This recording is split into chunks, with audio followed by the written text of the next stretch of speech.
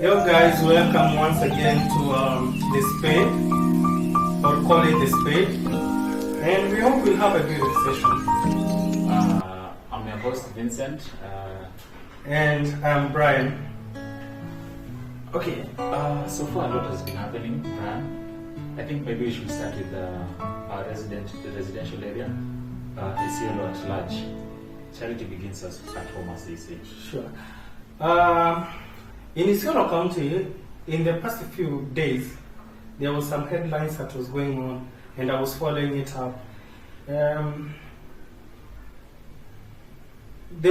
Since the time that we had a devolution, I believe people of Isiolo, they did not get as much as other counties has gotten. Recently, the reason I'm saying this, we have a senator for Isiolo County by the name of Fatuma Dulo. She is supposed to oversee all projects of the county that is on progress. So she visited several projects. Before even we go to the projects, let's go to the hospital, because that's where now the thing is. The general. Yeah, the General Hospital, Isiolo General Hospital. And actually it's not only General Hospital, it's Isiolo Referral Hospital, it's a level 4 hospital. I can say, I think our system is broken. From way back before colonial rule, I think after the whites left, we were left with some black whites, as we can call them, if it's appropriate to them. It's been a matter of politicians filling their bellies and emptying the citizens, and it's something that has been there. But I think in the 21st century, these are things that should not be happening as per now. Because it's very wrong when a level 4 hospital lacks equipment, doctors, and people who have practiced medicine to cater for citizens who elected these same members of parliament, or these politicians, as we can call them, to fulfill our needs. But yet, they still go up there. As in, I don't get it how a county can be run with a governor, a politician who lives in Nairobi. Actually, no, okay, we didn't know this until when Fatuma, the senator, came with other senators who go checking the project that they are being funded by the national government. So they went to the hospital. Here is the problem. They went to the hospital. The mortuary is not working. The machine is dead. The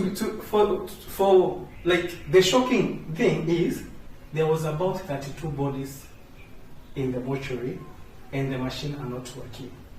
Wait. And we're in the Isiolo County government, and we are being told, like, our governor was number 1 in this ranking for development. So, for me the thing is, how did he get number 1 ranking, whereas everything is dormant? How did it get to that point? It's a political game. It's either you fight them or join them. Okay, I'm not joining, and I'm not fighting anyone. For me, I am talking about what I saw on matter that was spoken. And actually, deputy governor was there. What I don't understand. He could not say anything about that. Okay. Yeah. But the thing is, for me, I want the people of Isiolo to understand this. Let's not say, because we elected this person, we are supporting him because he's our tribe, our clan. Let's see the mistake and record it out. What I don't understand is, if we take it back, 32 bodies in a mortuary, and yet the freezers or the equipments are not working. Okay. And what I don't understand is, how does is it right to call him the CEO, the board? How do they stand? CES for health. Yeah. How would you put normal human beings where they're dead bodies, and yet the mortuary is not working? As in, it's not adding up. Actually, because for me, I was following from this. There was another TV thing that was broadcasting that. So I was following that, And it's not something that they are just saying, it's something that they are showing even the deputy governor and the CE and everyone that this machine is broken, and you see the cooling, this fan cooling thing, it's broken. 4 of them, it's broken. They cannot even, like, when they're being asked by the other senators from Nairobi that they came to oversee the projects, no one is able to answer. No one is able to answer. And imagine, can you believe me, Isiolo now is termed as crime scene. Because of all the things that they went there, it's nothing that is working. I would love the government to apply something that we have. There was a time that I think it was done in Laikipia, if I'm not wrong. Laikipia, they tried something like an assembly whereby you bring all the politicians to the citizens. So you're being asked questions by citizens. Mm-hmm. Like, you promised us a road. Mm-hmm. The road is not done. Why? So I feel the same thing should happen in Isiolo, whereby these politicians who are lenient on their job should be questioned with the citizens. Like, we elected you to do this. Why is it not being done? The problem is not even about questioning. The problem is about if, for instance, you have been given a docket and you are from one tribe. If me, from another tribe, I question you, it becomes like I am fighting your tribe. So it's a tribal war. It's a tribal war. And also the leaders that we elect, when they get into these seats, they go back to their tribal, they arrange things. So when you attack a leader, he will not speak about it, but his tribal backup is the one speaking about it. Come on, in the 21st century, these are things that should not exist. And I believe this kind of things is what making Israel not progress. Yes. I can This kind of things. I can relate to that. How can you bring $1 billion business investment in a county whereby they don't see what you're bringing, but they see tribalism? Let me ask you, I thought when it comes to development, I think investors should really look at Isiolo, considering it's, what do they call it? It's at the center of the country. Yeah, and it was supposed to be a resource city. Since the time of Kibaki until now, there is nothing about resource city. I think Nakuru became a city. Yeah. And Isiolo was the first mentioned to be a resource city before Nakuru. But the people of Isiolo, they don't see that.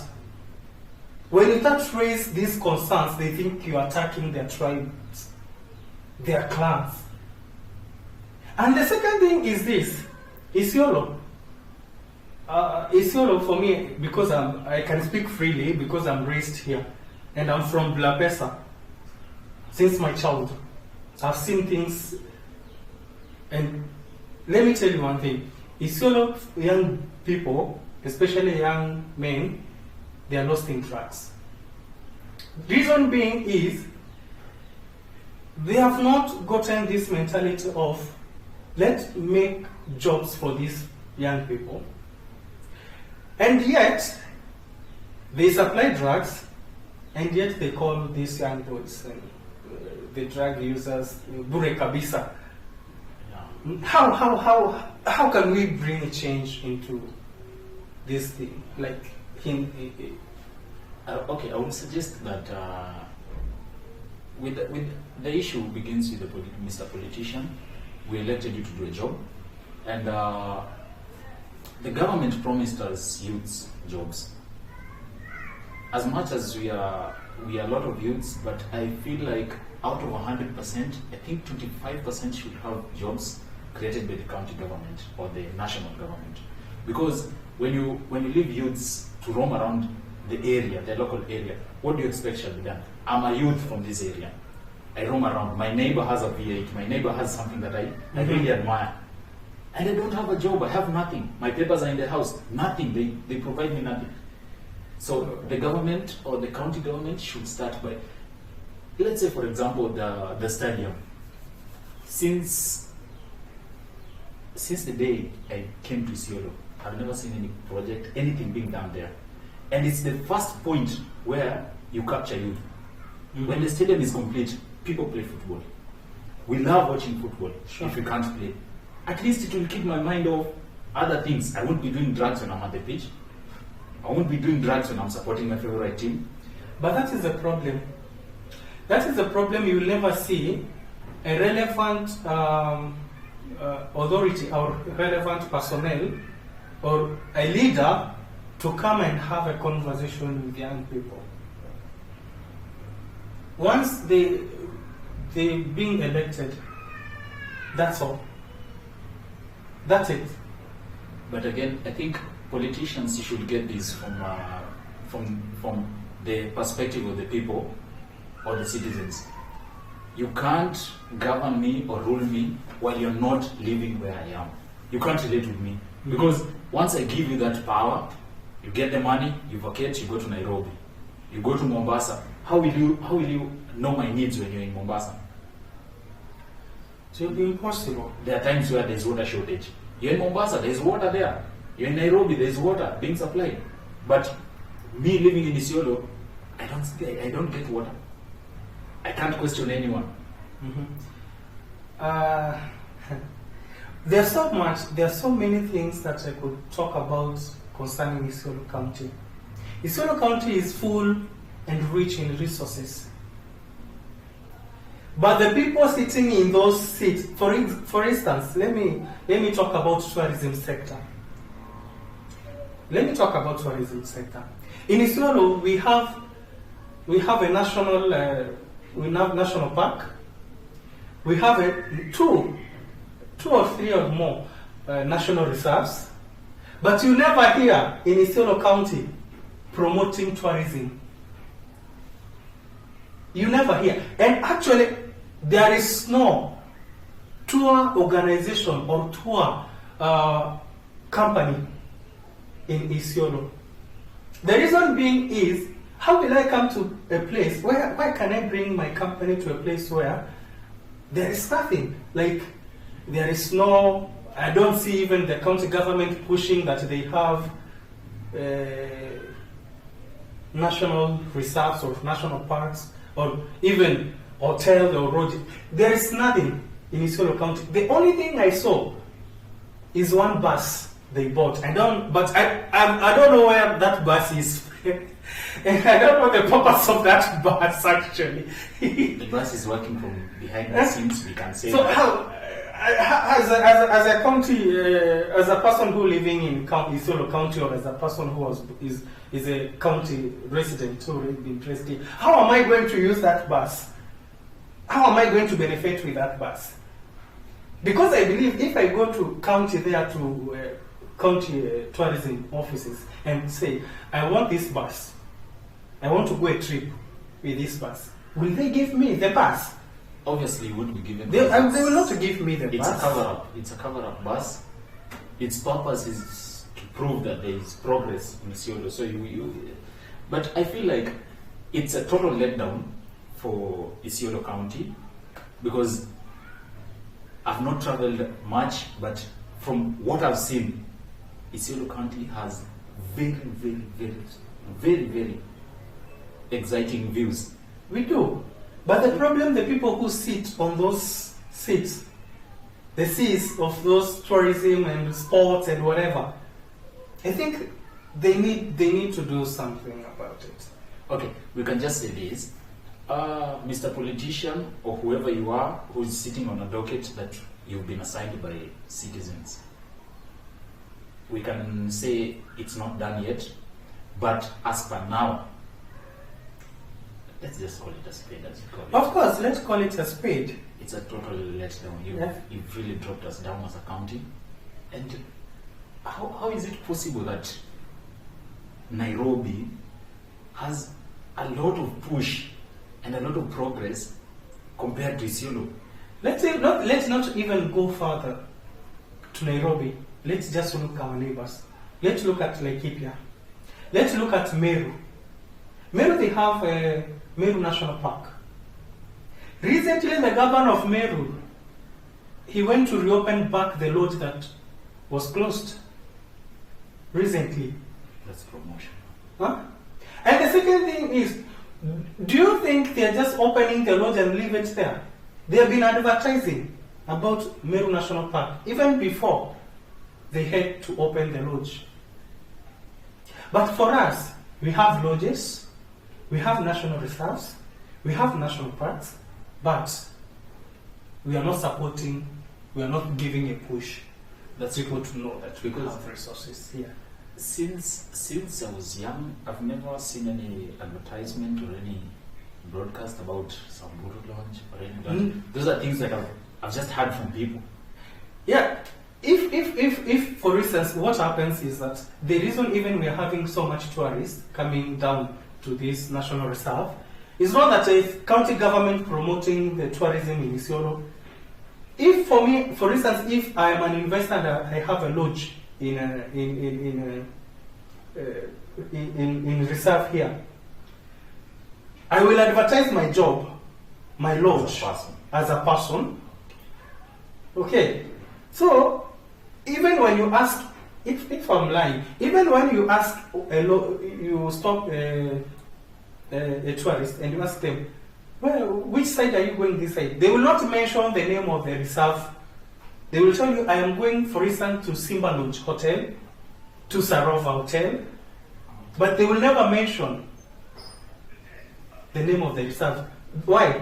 Because the government is not pushing, the county government is not pushing this tourism sector. For tourism, I think the how do I say it? Like, leave alone the brand.